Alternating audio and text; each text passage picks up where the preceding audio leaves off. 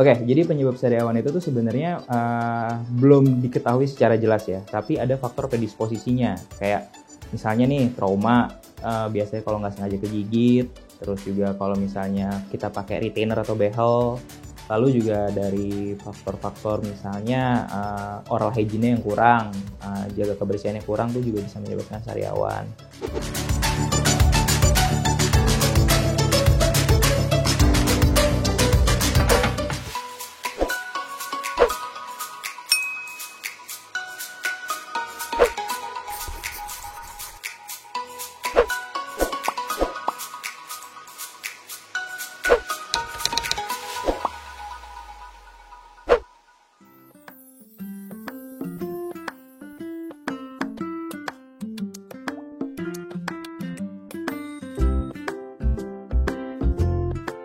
Oke, jadi penyebab sariawan itu tuh sebenarnya belum diketahui secara jelas ya, tapi ada faktor predisposisinya. Kayak misalnya nih trauma, biasanya kalau nggak sengaja kegigit, terus juga kalau misalnya kita pakai retainer atau behel, lalu juga dari faktor-faktor misalnya oral hygiene yang kurang, jaga kebersihannya kurang tuh juga bisa menyebabkan sariawan. Terus kurangnya konsumsi vitamin ya, multivitamin, makanan-makanan yang mengandung vitamin itu juga bisa gampang menyebabkan sariawan dan juga bisa dari faktor genetik.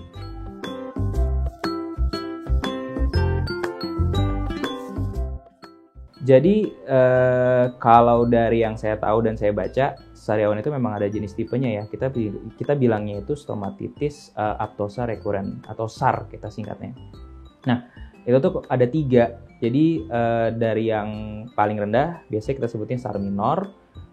Itu tuh biasanya sih yang cuma hanya kecil ya, sariawan kecil yang diameternya paling cuma 10 mm dan juga itu biasanya sih hanya sampai sekitar ya 1 minggu bisa sembuh. Lalu ada yang kedua itu SAR mayor. Itu tuh biasanya lebih besar ya diameternya, itu bisa sampai sekitar 3 sentian. Itu juga lebih dalam dibanding yang SAR minor itu, dan juga itu biasanya jauh lebih panjang nih masa infeksinya ya. Jadi bisa sampai sekitar 2 minggu, 10 hari hingga 2 minggu. Lalu yang ketiga itu adanya namanya ulcer. Nah, ulcer ini sebenarnya jarang, tetapi dia lebih berat dibanding si SAR minor dan juga SAR mayor. Nah, ini biasanya kalau sudah sampai ulcer ini lebih panjang lagi dan juga biasanya sariawannya jauh lebih banyak. Dia diameternya dari yang kecil hingga yang besar sampai bergerombol banyak. Lalu masa penyembuhannya juga bisa sampai kira-kira 4 minggu. Nah, itu beberapa jenis si sariawan tersebut.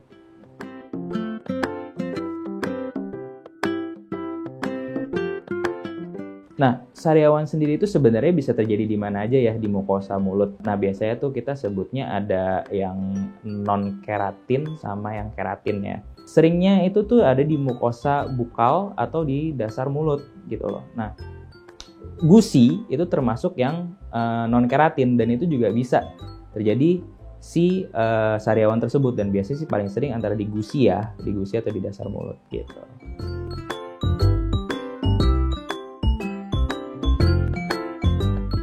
Iya, jadi kalau memang punya riwayat keluarga yang sering terjadinya sariawan, kemungkinan besar kita pun terkena sariawan itu juga tinggi, bahkan bisa di usia yang jauh lebih muda gitu.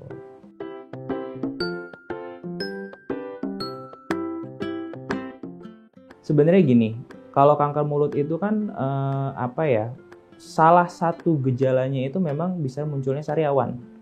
Jadi kalau misalnya sariawannya secara sering berulang terjadi, lalu biasanya juga jauh lebih lama, terus juga mengganggu, nah itu mungkin patut diperiksakan ke tenaga medis atau ke dokter gigi ya, atau dokter spesialis yang lebih paham. Tapi kalau dari case sariawan menjadi kanker mulut, itu belum ada ya, atau belum ada yang pernah terjadi seperti itu. Tapi kalau kanker gejalanya muncul sariawan, itu ada.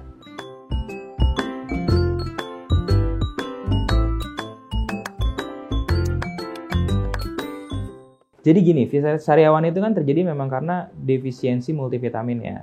Jadi terutama vitamin B. Tapi nggak cuman vitamin B aja, bisa kekurangan zat besi, B1, B2, dan juga B6. Itu biasanya yang bisa menyebabkan si sariawan.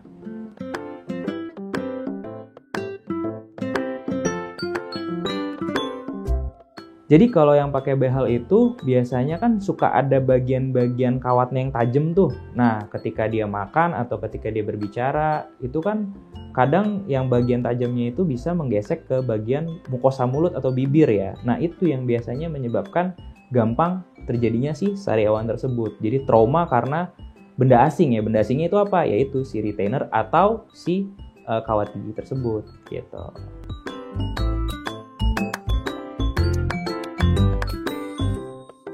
Yang harus dihindari selama sariawan itu adalah makanan-makanan pedas, makanan asam, dan juga makanan-makanan yang mengandung kayak pengawet-pengawet tinggi.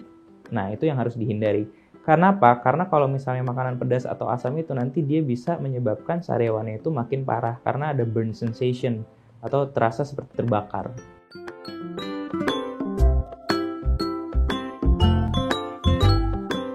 Sebenarnya itu salah ya, karena kan satu cabai itu kan memang mengandung vitamin C, tapi tidak dibenarkan mengkonsumsi si cabai itu untuk menyembuhkan sariawan, karena ya nanti malah bisa menyebabkan burn sensation dan akhirnya si sariawan itu makin parah gitu.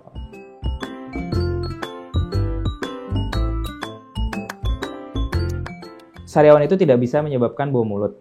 Yang menyebabkan bau mulut itu biasanya karena oral hygiene yang kurang. Jadi kurangnya jaga kebersihan gigi dan mulut, lalu juga makan makanan juga bisa.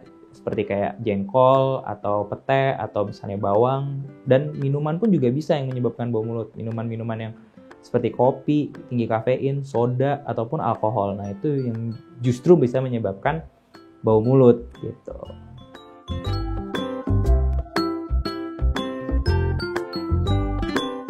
Oke, jadi sariawan itu pasti bisa dicegah ya. Yang pertama adalah jaga kondisi kebersihan mulut dan gigi. Sikat gigi yang rajin. Yang kedua, konsumsi makan makanan bervitamin tinggi, multivitamin, terutama vitamin B dan vitamin C. Yang ketiga, yaitu adalah kurangi merokok, kurangi makanan-makanan yang mungkin asam dan pedas, atau minuman-minuman yang beralkohol dan kafein tinggi. Lalu juga kalau yang pakai behel atau retainer biasanya menggunakan dental wax supaya yang bagian-bagian tajamnya itu tidak melukai si bagian mukosa bibir atau mulut.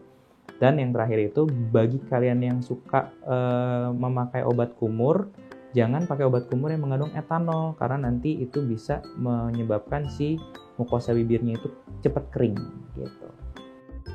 Nah, geng sehat, kalau suka sama video ini, jangan lupa di-share, komen, dan juga di-like videonya.